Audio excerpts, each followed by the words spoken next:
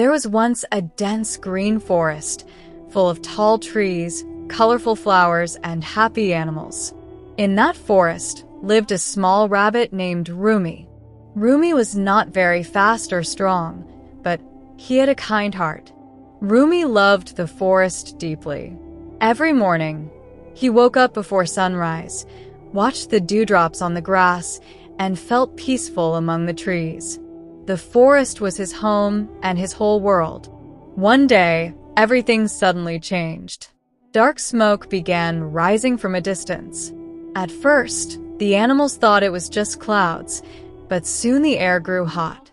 Then, without warning, a fire broke out in one part of the forest. Strong winds made the flames spread quickly. Panic filled the forest. The lion looked worried despite his strength. Deer ran in fear. Birds flew away, crying loudly. Everyone was thinking only about saving their own lives. Rumi was scared too. His small heart beat fast, and his legs trembled.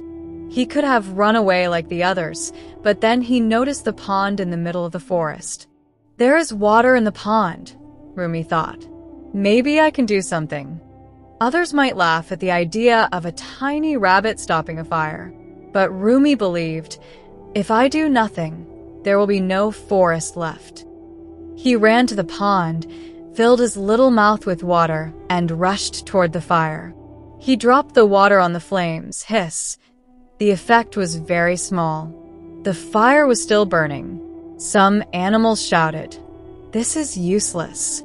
Others said, "Save yourself." But Rumi did not stop.